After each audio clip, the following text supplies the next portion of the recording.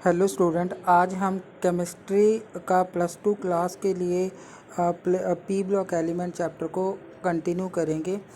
आज के टॉपिक में हम 17 ग्रुप एलिमेंट या हैलोजन फैमिली को पढ़ेंगे। The element of group 17 are collectively known as the halogen family. The element of this group are non-metallic elements such as fluorine, chlorine, bromine, iodine and एस्टीन। तो यहाँ पे क्या होता है, 17 ग्रुप एलिमेंट को हम हैलोजन फैमिली भी बोलते हैं। तो हैलोजन फैमिली को हमें जो शब्द है ये हैलोजन, वो हमें ग्रीक शब्द से मिला है, हेलो और गर से। ठीक है जी। हेलो का मतलब होता है सी सॉल्ट और गर का मतलब होता है प्रोड्यूस। तो यहाँ पे जो लास्ट वाला एक एलिमेंट होता है एटी मतलब एस्टीन। एस्टीन लास्ट मेंबर रहता है और ये रेडियो एक्टिव एलिमेंट है, इसीलिए हम इसके बारे में ज़्यादा बात नहीं करेंगे यहाँ पे। तो यहाँ पे अगर इलेक्ट्रॉनिक कॉन्फ़िगरेशन की बात करें तो हमें पता है आउटरमोस्ट सब शेल के अंदर 7 इलेक्ट्रॉन होते हैं। तो यहाँ पे क्या होगा NS2 NP5। तो पी सब शेल के अंदर 5 इलेक्ट्रॉन रहेंगे। Okay ji.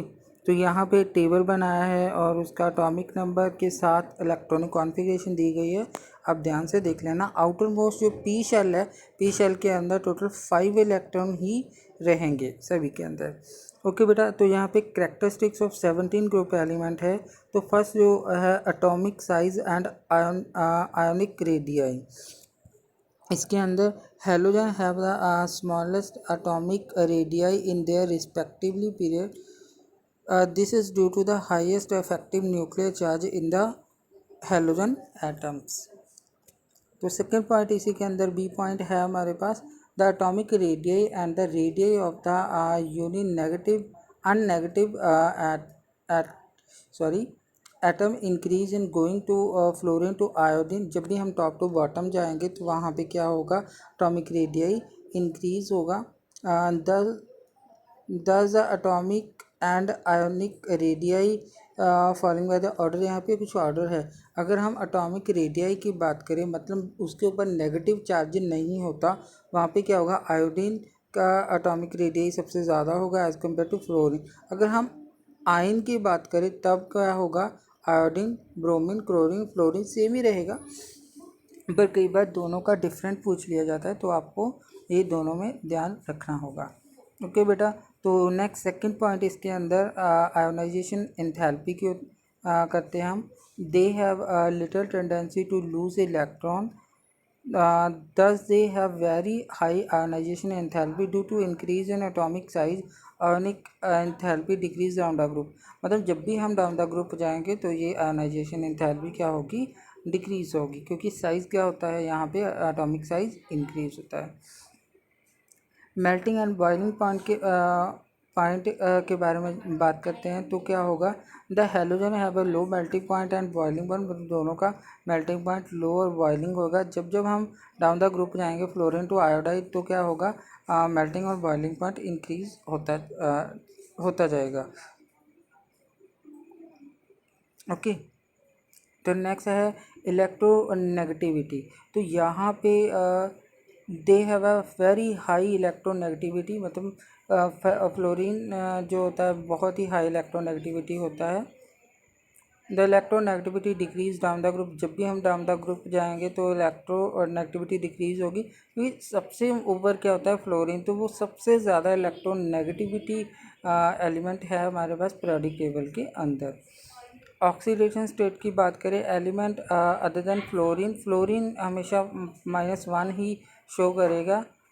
Have energetically suitable vacant d orbital in their valence shell. Electronic excitation take place from s and p orbital to the d orbital in the valence shell. Okay, तो यहाँ पे क्या होगा, कुछ होते हैं अपनी अनपेयर इलेक्ट्रॉन प्रेजेंट होते हैं उनके पास ग्राउंड स्टेट के अंदर, जिसकी वजह से जो डिफरेंट ऑक्सीडेशन स्टेट शो करते हैं, जैसे कि +3 हो गया, +5 +7 अनपेयर इलेक्ट्रॉन होने के कारण एक्साइटेड स्टेट के अंदर। ओके जी, तो यहाँ पे ये मल्टी ऑक्सीडेशन स्टेट शो करता है -1 +1 +3 +5 +7। ओके बेटा, यहाँ पे कुछ स्ट्रक्चर बनाई गई है, वो देखो क्या है। अगर हम ग्राउंड स्टेट की बात करें तो हमें पता है आउटरमोस्ट शेल के अंदर टोटल 5 इलेक्ट्रॉन होते हैं, सॉरी 7 इलेक्ट्रॉन होते हैं। 2 एस के अंदर चले जाते हैं और बाकी के 5 पी के अंदर जाते हैं। तो हमें पता है पी के अंदर 3 हाउसेस होते हैं, तो 2 पेयर में होते हैं, एक सिंगल होता है। तो यहाँ पे सिंपल ये ग्राउंड स्टेट है। जब एक्साइटेड स्टेट होती है, फर्स्ट एक्साइटेड स्टेट, इसमें क्या होता है, एक इलेक्ट्रॉन एक्साइट होकर डी ऑर्बिटल के अंदर एंटर होता है। तो टोटल अनपेयर्ड जो इलेक्ट्रॉन होते हैं वो हमें 3 अनपेयर्ड इलेक्ट्रॉन रह जाते हैं इसके अंदर। अगर हम सेकेंड की बात करें तो यहाँ पे एक पी का जो एक पेयरिंग बचता है वो भी अपना डी में शिफ्ट हो जाता है और यहाँ पे टोटल 5 अनपेयर्ड इलेक्ट्रॉन होता है। तो ऑक्सीडेशन स्टेट 5 की शो होगी। और इसके बाद थर्ड एक्साइटेड स्टेट के अंदर एस वाला भी अपना एक एक्साइट करवा देगा डी के अंदर। तो यहाँ पे 7 इलेक्ट्रॉन अनपेयर्ड इलेक्ट्रॉन की प्रेजेंस हो जाएगी। नेक्स्ट है बेटा केमिकल रिएक्टिविटी। अब इसके अंदर रिएक्टिविटी टूवर्ड हाइड्रोजन। अब ये सारे के सारे हैलोजन फैमिली के मेंबर जो ग्रुप एलिमेंट होते हैं वो हाइड्रोजन के साथ रिएक्ट कर जाते हैं, हैलाइड बनाते हैं। पर ये जब भी हम टॉप टू बॉटम जाते हैं तो ये हाइड्रोजन के साथ रिएक्ट करने की रिएक्ट करने की पावर इसकी कम होती जाती है। ओके, तो नेक्स्ट है acidic strength of these acid various in the order. अगर इसका ऑर्डर की बात करें एसिडिक स्ट्रेंथ की, तो फ्लोरीन का एसिडिक स्ट्रेंथ सबसे कम होता है एज कम्पेयर टू आयोडीन का। ओके जी। स्टेबिलिटी की बात करें तो फ्लोरीन ज़्यादा स्टेबल होता है एज कम्पेयर टू आयोडीन। तो नेक्स्ट यहाँ पे बेटा रिएक्टिविटी टुवर्ड द ऑक्सीजन। यहाँ पे the compound of oxygen and fluorine are not called oxide but oxygen fluorine are followed in more electronegativity than oxygen. तो क्या कह रहा है, oxygen fluorine as fluorine more electronegativity होगी ऑक्सीजन से ज़्यादा। तो यहाँ पे कुछ हमारे ऑक्साइड बनते हैं, अलग अलग बनते हैं। तो सभी कुछ होते हैं जो इजीली रिएक्ट कर जाते हैं, कुछ जो नहीं करते। मोस्ट ऑफ इनको ऑक्साइड बोलना ही गलत है, बिकॉज ये खुद ही क्या है, बहुत ज़्यादा इलेक्ट्रोनेगेटिविटी है। तो ऑक्सीजन के साथ तो रिएक्ट नहीं होते। पर कुछ ऐसे हैं जो इनडायरेक्टली ये अटैच हो जाते हैं। तो वो कौन कौन से बनाते हैं वो ये आप नीचे टेबल देख लेना। जैसे ऑक्सीजन OF2 हो गया, O2F2 हो गया। बहुत ही रेयर केस के अंदर ये बनते हैं। अगर बन भी जाते हैं तो यहाँ पे हमें इनको यूज़ करना होता है एज ए कैटलिस्ट के थ्रू। ओके, तो ये बेटा आप देख लेना, सारी एक्सप्लेनेशन है, इजी है थोड़ा, इतना ज़्यादा कुछ नहीं है। ये वाटर के साथ इजीली रिएक्ट कर जाता है, वो सिंपल है। इस पूरी एक्सप्लेनेशन के अंदर देखना, अगर नहीं समझ आएगी तो मुझे मैसेज कर देना। नेक्स्ट है रिएक्टिविटी टूवर्ड मेटल। अब halogen react with metal to form metal halide from, for example bromine react with magnesium to give magnesium bromide. Okay बेटा, तो यहाँ पे अगर आयनिक करैक्टर की बात करें तो डिक्रीज होता है अप टू बॉटम जाने पे। ओके बच्चों, आपको थोड़ा शायद मेरी वॉइस क्लियर ना सुनाई दे, बिकॉज मेरी माउथ के अंदर प्रॉब्लम है। ठीक है जी, तो काफ़ी दिन से ये रेगुलर चल रही है। प्लीज़ आप कॉम्प्रोमाइज़ करना बेटा। तो अगर आपको किसी भी तरह की कोई प्रॉब्लम हो तो टेक्स्ट मैसेज कर देना, मैं आपको किसी और सोर्स के ज़रिए उसका सोल्यूशन भेज दूँगा। ओके बेटा। नेक्स्ट है reactivity of halogen toward other halogen. कई बार क्या होता है, एक हैलोजन दूसरे हैलोजन के साथ रिएक्ट करता है, तो हम इसको आगे भी पढ़ेंगे। ठीक है जी। जो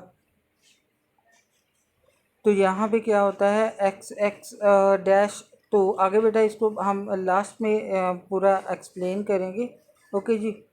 तो नेक्स्ट है यहाँ पे क्लोरीन। अब क्लोरीन क्या होता है, क्लोरीन की डिस्कवरी जो 1774 के अंदर हुई थी, she hold by the action of HCl और MnO2 के साथ जब उसने रिएक्ट करवाया तो हमें क्लोरीन गैस की फॉर्मेशन हुई। तो अगर प्रेपरेशन की बात करें तो यहाँ पे सिंपल MnO2 को जब हीट करते हैं HCl के साथ तो हमारे पास क्लोरीन गैस की फॉर्मेशन होती है। और दूसरा क्या होता है, जब KMnO4 को रिएक्ट करवाते हैं एक्सेस ऑफ HCl के अंदर तो KCl की फॉर्मेशन होती है और साथ में क्लोरीन गैस की फॉर्मेशन होती है।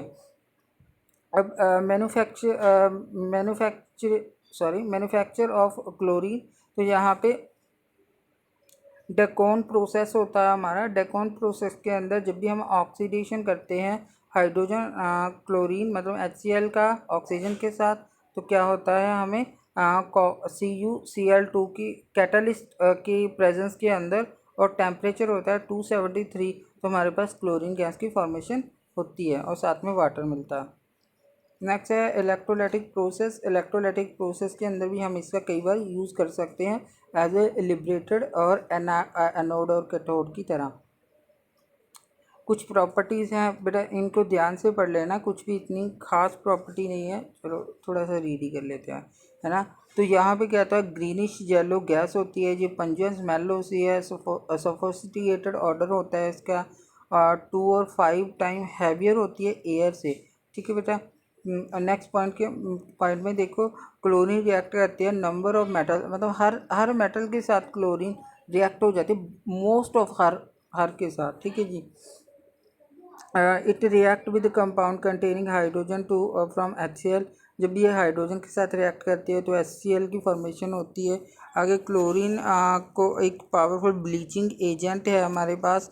ये वेजिटेबल और ऑर्गेनिक मेटल की मॉश तो उनको क्लीन करने के लिए या सेफ्टी करने के लिए यूज़ भी कर लिया जाता है। अब कुछ होते हैं हमारे पास कलर सब्सटेंस होते हैं। अगर कलर सब्सटेंस के अंदर ऑक्सीजन की प्रेजेंस कर दें तो वहाँ पे वो कलरलेस सब्सटेंस बनते हैं हैलोजन फैमिली के। अब यहाँ पे इसके कुछ यूजेस हैं, इनको ध्यान से देख लेना। ओके, तो नेक्स्ट टॉपिक आता है हमारा हाइड्रोजन क्लोरीन। तो HCl की अगर प्रिपरेशन की बात करें तो यहाँ पे NaCl को जब हम H2SO4 की प्रेजेंस के अंदर 420 केल्विन के ऊपर हीट करते हैं तो रिएक्ट करवाते हैं तो HCl की फॉर्मेशन होती है। इसी तरह हमारे पास NaHSO4 को जब हम NaCl के साथ रिएक्ट करवाते हैं 823 केल्विन के ऊपर तो हमारे पास HCl की फॉर्मेशन होती है। प्रॉपर्टी की बात करें, ये कलरलेस होता है, पंजेंट स्मेल रहती है इसकी, ये इजीली लिक्विफाई हो जाता है, कलरलेस लिक्विड। इसका बॉइलिंग पॉइंट 189 केल्विन होता है और फ्रीजिंग पॉइंट होता है 159 केल्विन। तो यहाँ से आप इजीली देख सकते हो ये वाटर में सॉल्युबल होता है। जब भी ये वाटर के साथ सॉल्युबल होता है तो क्या होता है, आयनिक फॉर्म के अंदर हमें मिलता है। ओके, तो यहाँ पे इसके ये जब भी हम 3 पार्ट ऑफ HCl को मिलाते हैं और साथ में 1 पार्ट HNO3 का होता है तो हमारे पास एक्वा रिजिया बनता है। एक्वा रिजिया गोल्ड या प्लेटिनम को डिज़ोल्व करने के लिए यूज़ किया जाता है मेटल के साथ। तो या हम सीधा ये भी कह सकते हैं कि मेटल और गोल्ड को वॉश करने के लिए इसका यूज़ किया जाता है। ओके जी, तो नेक्स्ट आप इसके यूजेस देख लोगे, ये सारी रिएक्शन को देख लोगे।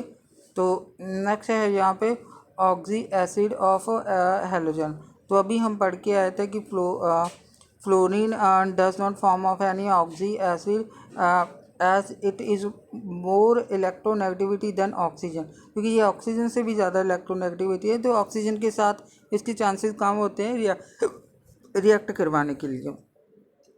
अब डिफरेंट टाइप के ये ऑक्सो एसिड बनाता है तो वो कौन कौन से है, HXO, HXO2। तो ये सारे डिफरेंट वो हैं बेटा।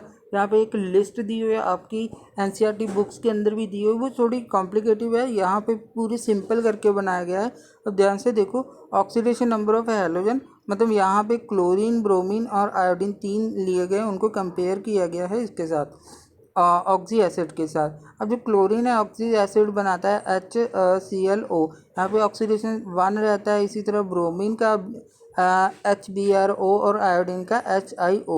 इसी तरह +3 ऑक्सीडेशन शो करने वाला जो हैलोजन होता है वो HClO2 ही बनाता है, ब्रोमीन और आयोडीन यहाँ पे कंपाउंड ऑक्सो एसिड नहीं बनाता।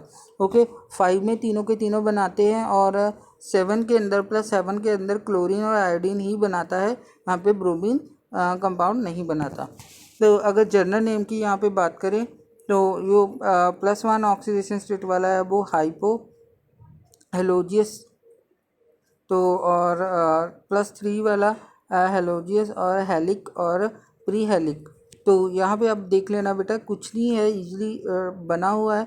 अगर छोटे क्वेश्चन में ऐसा पूछ लिया जाता है तो आपको ये बताना होगा वहाँ पे। अगर एसिडिटी की बात करें इस ऑर्डर की, तो टॉप टू बॉटम जाने से क्या होगा, इसका एसिडिटी इंक्रीज होगी और स्टेबिलिटी भी ये इंक्रीज होगी, और टॉप टू बॉटम जाने पे जो इसकी ऑक्सीडेटिव नेचर होती है वो डिक्रीज होगी। ओके, तो यहाँ पे एक नोट है, नोट के अंदर क्या दिया हुआ है, greater in the oxidation state of central halogen atom more will be the acidic character.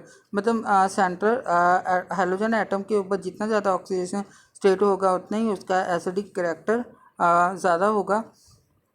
Okay, तो लास्ट में जो टॉपिक बचा है इंटर हेलोजन कंपाउंड। अब वही बेटा जो हमने अभी देखा था कि ये दो हेलोजन के साथ रिएक्ट कर सकता है जाता है, वही है। When two different halogen react with each other, जब दो रिएक्ट ईच अदर करते हैं तो इंटर हेलोजन कंपाउंड बनते हैं। तो यहाँ पे जैसे क्लोरीन और फ्लोरीन ये दोनों इक्वल वॉल्यूम के रहेंगे, तो 437 केल्विन के ऊपर 2Cl F की फॉर्मेशन करेंगे। ओके जी, इसी तरह ये सारी रिएक्शन है, आप ध्यान से देख लोगे। अगर किसी तरह का कोई डाउट रहेगा तो वो हमसे पूछ लेना बेटा, कमेंट भी कर सकते हो आप। ठीक है जी, तो मैं बता रहा हूँ कि मेरी कंडीशन अभी ठीक नहीं है, तो इसीलिए अगर कोई प्रॉब्लम आए, आपको समझने में कुछ प्रॉब्लम आए, तो आप मुझे कमेंट करके बता देना, मैं और कोई सोर्स के ज़रिए आपको ये टॉपिक दोबारा से बढ़ा दूँगा। तो लास्ट पे आपको यही कहूँगा, stay home, stay safe, thank you.